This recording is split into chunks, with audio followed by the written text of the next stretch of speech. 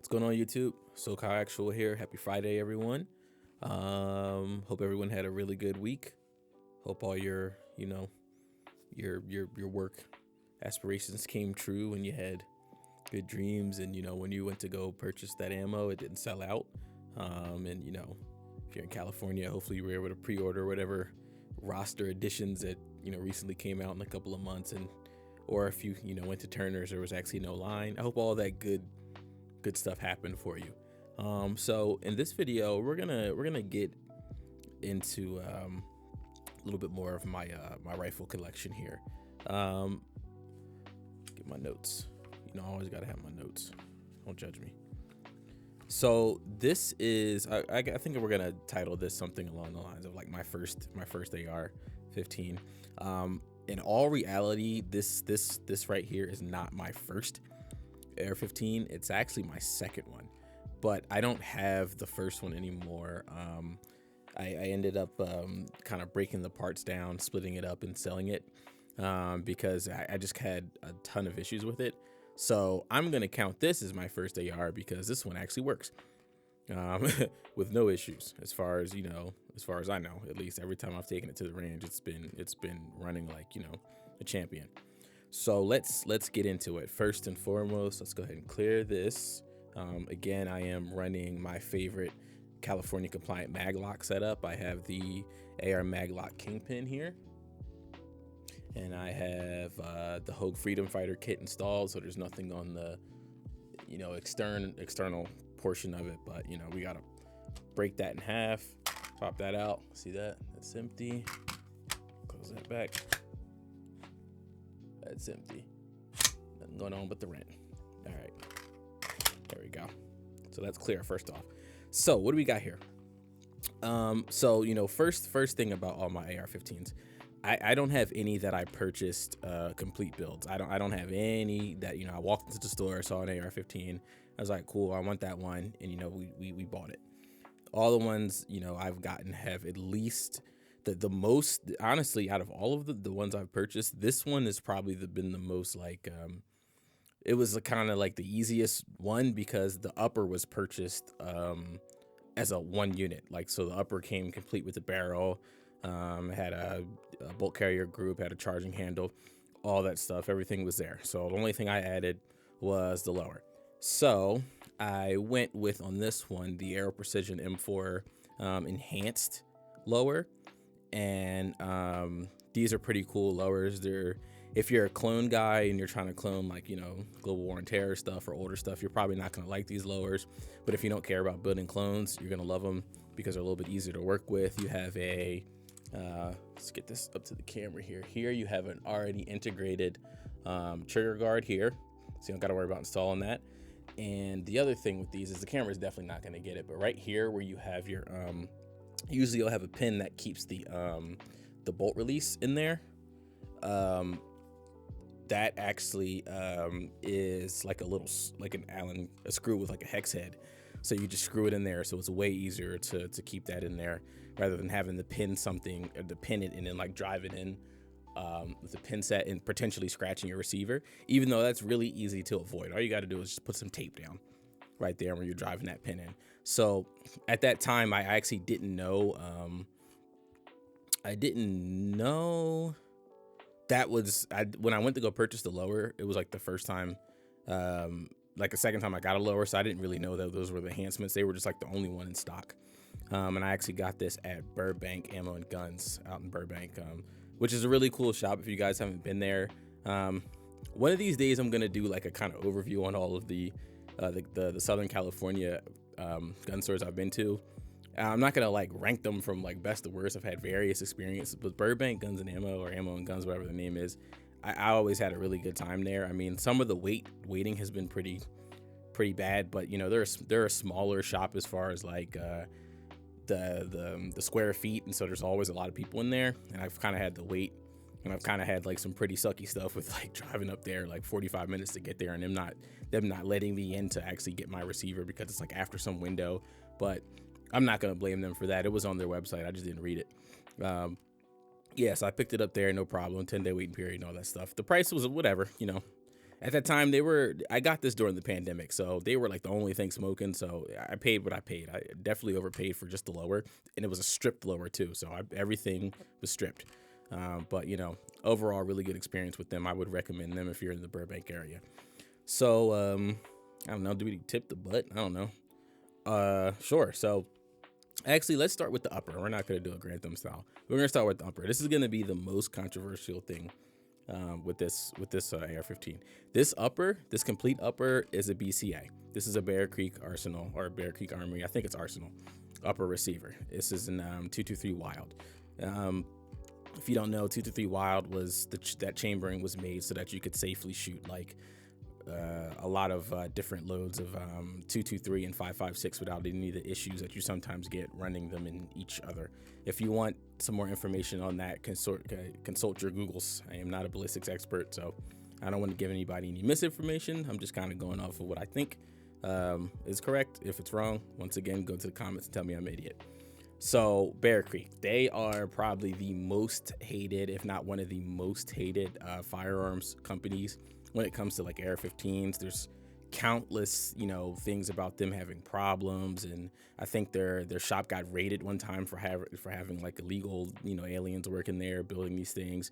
There's been all sorts of quality control issues with BCA. They usually the joke in the firearms community is friends don't let friends buy BCA, stuff like that. I got this during the pandemic, so they've already changed kind of what these uppers look like. They don't use this style M-LOK anymore. I actually kind of think I got the last of the really good looking M-LOKs from them, because these kind of look a little bit more like the BCM handguards. Now they make one that has like a dip in it or something like that. I don't know. So my experience with BCA, it was cool. This thing shoots fine. Like it works. Taking it out to 100 yards plenty of times. I don't know what it groups like, but I mean, they're good. I point at something and it hits it. I've had no issues at all.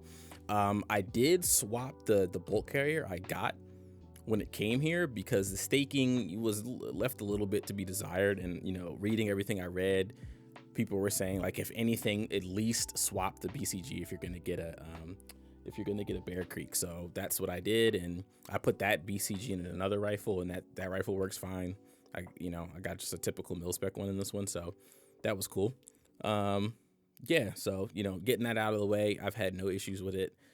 They have some of the cheapest uppers you can get. I recently just saw a sale they had for like a complete upper for like $249. They're kind of like competing with PSA, but they actually include a charging handle in a bolt carrier group, unlike other manufacturers that say they have like a complete upper when they're missing two things, so it's not really complete.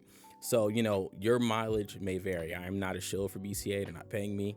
I have no contact with them. I've never purchased anything from them since, but when I was a young gun owner wanting to have an AR-15 that I built myself, they were who I chose, and it's worked out. So I don't have anything bad to say about them in this aspect.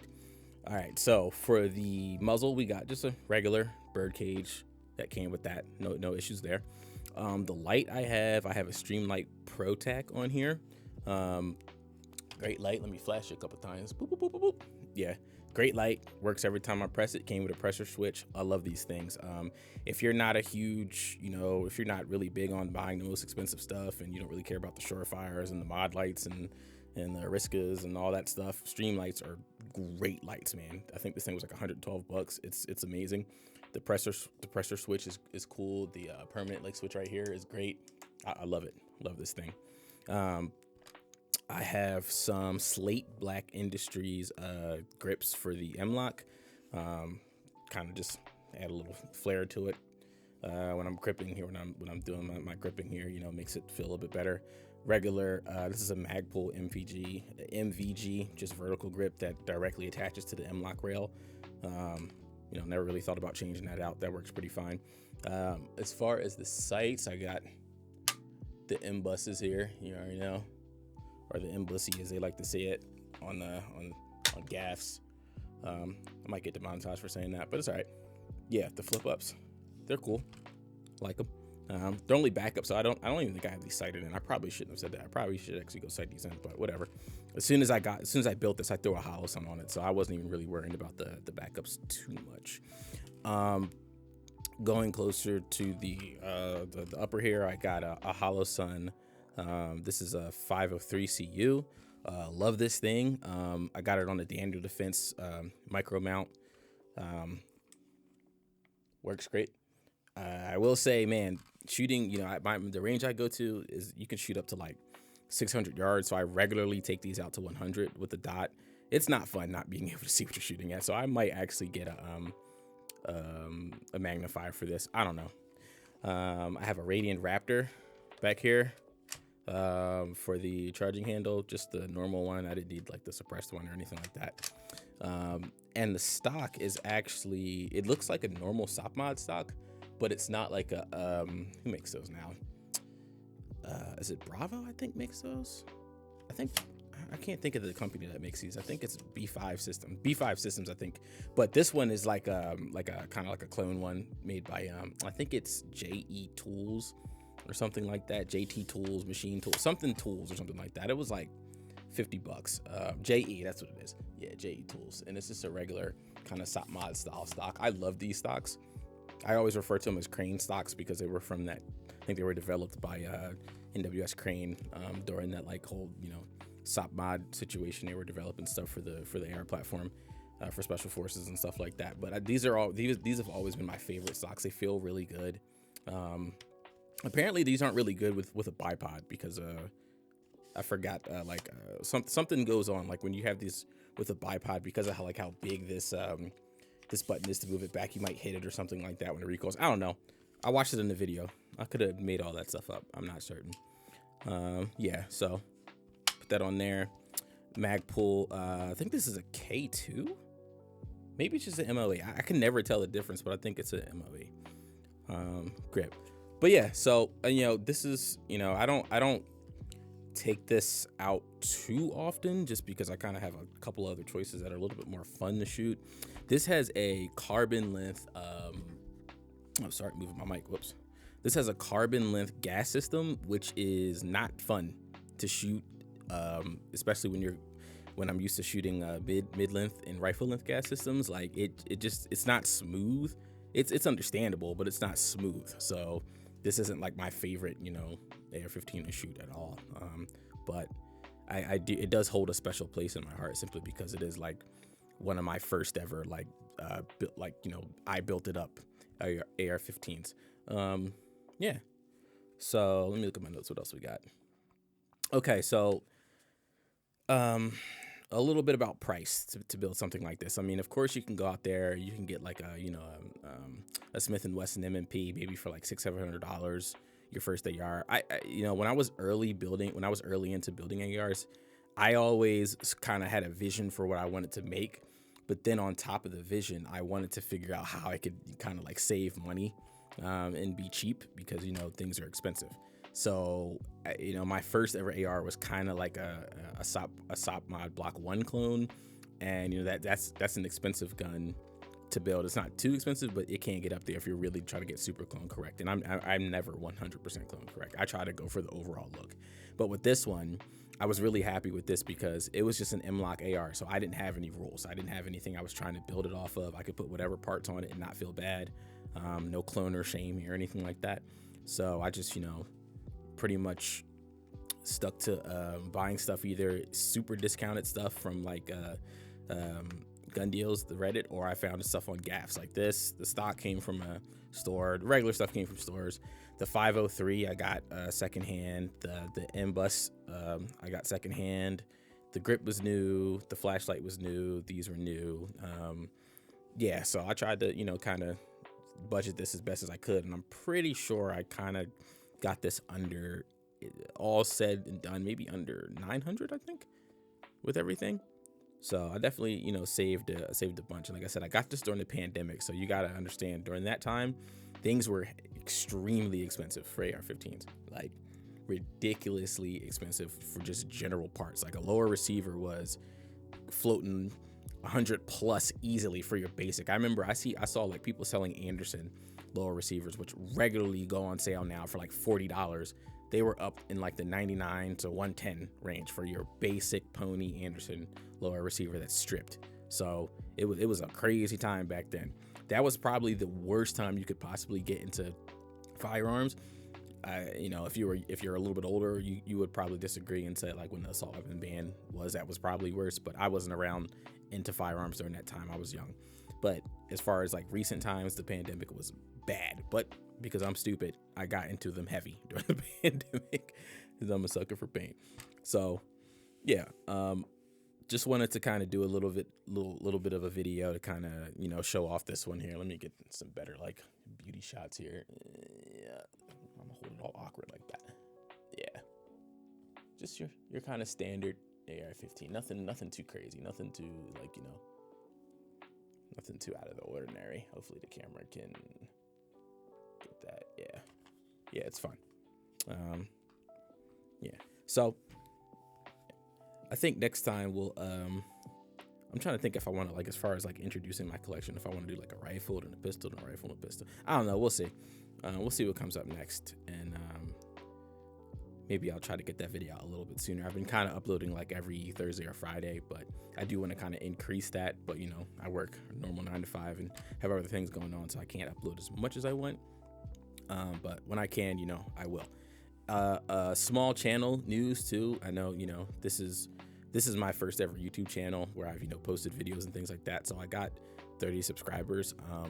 You know, in the grand scheme of things, some people, you know, might be like, oh, okay, whatever. But for me, that's huge. Like I honestly made this channel to kind of force myself to get, you know, better with filming and directing, because, you know, I kind of do that in my, you know, my outside of the firearms life and editing and things. And I have I'm very passionate about my guns and, you know, the Second Amendment, and especially, you know, being in California. I'm not from California, but I live in California, and, you know, the regime we have here. So I wanted to make this channel to, you know, speak for those guys. And as I'm, you know, seeing more things, I'm actually seeing there's a lot of other cool California firearms YouTubers that I'm finding that I didn't know were there until, you know, I started this channel.